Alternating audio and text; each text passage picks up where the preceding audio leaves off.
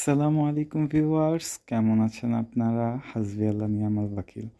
নতুন একটি দুর্দান্ত ভিডিওতে আপনাদেরকে স্বাগতম। আজকে ভিডিওতে আমার সাথে আছে বন্ধু রাশেদ এবং প্রাণের প্রিয় বড় ভাই হোসেন ভাই। আজকে আমরা এক্সপ্লোর করতে যাচ্ছি কাতারের একটি বড় পাবলিক ট্রান্সপোর্ট, কাতার মেট্রো রেল। আমরা ওয়েট করছি, ইতিমধ্যে আমার বড় ভাই আমাদেরকে বাস স্টপ পর্যন্ত ছাড়ার জন্য চলে আসছে। ভাইয়াকে সালাম দিয়ে আমরা ইতিমধ্যে গাড়িতে উঠে পড়লাম। তো কথা বলতে বলতে আমরা বাসের জন্য একটু লেট করে ফেলছি, যার কারণে তাড়াহুড়ো করেই বাসে উঠতে হয়েছে এবং আমরা বাসে উঠেই 10 থেকে 15 মিনিটের মধ্যেই আমরা দেখতে দেখতে মেট্রো স্টেশনে পৌঁছে গেছি। কিন্তু এখানে মজার ব্যাপার হলো, আমাদের বাস স্টপ থেকে মেট্রো স্টেশনে আসতে বাসে কোনো প্রকার টাকা লাগেনি, কারণ এটি সম্পূর্ণই একটি ফ্রি পাবলিক ট্রান্সপোর্ট। কাতারের যে কোনো পাবলিক ট্রান্সপোর্টই খুব উন্নত মানের। তো বাস থেকে নেমেই আমরা বাসকে বিদায় দিয়ে অগ্রসর হলাম মেট্রো স্টেশনের দিকে অগ্রসর হতে হতে আমরা নিজেদের মধ্যে খুব মজা করছিলাম এবং চিন্তা করছিলাম যেভাবেই হোক মেট্রো রেলের একদম ফ্রন্টে, একদম সামনের সিটে আমরা যে বসবো। তো স্টেশনের মধ্যে ঢুকেই আমরা প্রথমে দেখতেছিলাম মেট্রো কার্ড রিচার্জ করার বুথটা কোন দিকে। এখানে আগেই বলে রাখা ভালো, আমাদের বাংলাদেশে যেভাবে একটি নির্দিষ্ট ডেস্টিনেশন থেকে অন্য একটি গন্তব্যের উপরে ভাড়া নির্ধারিত হয়, কাতারে এরকম নয়। কাতারে আপনি একবার প্ল্যাটফর্মের ভিতরে প্রবেশ করলে আপনার থেকে 2 রিয়াল অর্থাৎ 60 টাকার মতো কাটবে। ওই 2 রিয়াল দিয়ে আপনি কাতার মেট্রো থেকে না নামার আগ পর্যন্ত কাতারের যে কোনো প্রান্তে আপনি ট্রাভেল করতে পারবেন। এখানে আমাদের কার্ডে টাকা ছিল, কিন্তু বন্ধু রাশেদের কার্ডে টাকা না থাকার কারণে 10 টাকা রিচার্জ করে নিই আমরা স্বয়ংক্রিয় মেশিন থেকে। এবং রাশেদ এখানে বলছিল মেশিন টাকাটা নেওয়ার সময় এত জোরে সুইপ করেছিল যে টাকা নেওয়ার সময় কেন এত জোরে সুইপ করবে। তো পরবর্তীতে আমরা এলিভেটর দিয়ে, এখানে আপনারা দেখলেই বুঝতে পারছেন, মেট্রো স্টেশনের একদম আপার ফ্লোর থেকে আমরা পর্যায়ক্রমে এলিভেটর দিয়ে শুধু গ্রাউন্ড ফ্লোরের দিকে নামতে থাকি। গ্রাউন্ড ফ্লোর বলতে এখানে আপনি দেখলে অনেকটা বুঝতে পারবেন, আমরা অলমোস্ট প্রায় 10 তলা ভবনের সমান নিচে চলে আসছি। তো এই পর্যায়ে আমরা সামনে বাংলাদেশের গেটওয়ে অ্যাক্সেসের মতো এখানে কার্ডটা পাঞ্চ করে গেট ওপেন করে একে একে সবে প্রবেশ করি। নিচে নামতে নামতে একদম আমরা মেট্রো রেলের প্ল্যাটফর্মে চলে আসি। তো আমরা এখানে এসে দেখি আমাদের মতো অনেক যাত্রী মেট্রো রেলের জন্য অপেক্ষা করছে।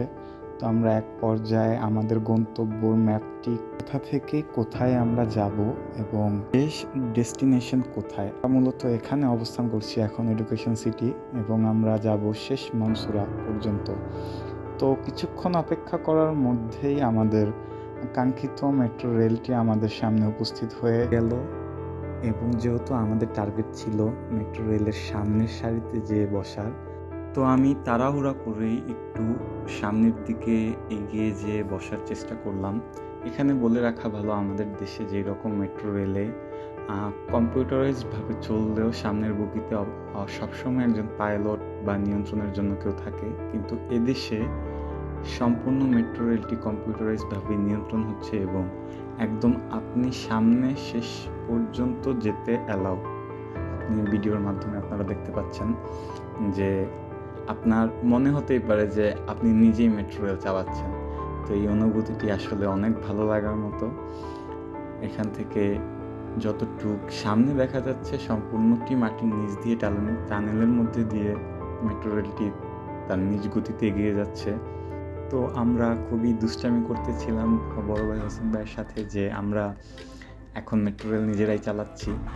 তো আপনারা ভিডিওর মাধ্যমে দেখতে পাচ্ছেন পুরো মেট্রো রেল কম্পার্টমেন্টটাই মাটির নিচে, অন্তত মিনিমাম উপর থেকে 10 তলা মাটির নিচ পর্যন্ত বিস্তৃত মেট্রো রেলের লাইনগুলো এক একটি স্টপে এসে থামলে একটি নির্দিষ্ট সময়ের জন্য অপেক্ষা করে এবং তারপরে আবার মেট্রো রেলটি নেক্সট স্টেশনের জন্য চলতে শুরু করে। তো এই পর্যায়ে আমরা নিজেদের ফেস ক্যাম চালু করে ভাব নিতে থাকি এবং আমাদের কাছে খুবই এক্সাইটমেন্ট ছিল, কারণ আমাদের যেহেতু হাউসের কাজ, আমরা সবসময় ছুটি পাই না বের হয়ে এতটা ঘোরার মতো।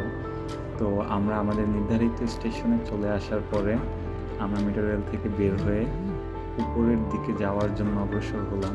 এবং এলিভেটরের মাধ্যমে যখন উপরে উঠতে যাচ্ছিলাম, বন্ধু রাশেদ বলল আমাকে একটু নিচ থেকে ওঠার সময় ভিডিও করে দিতে।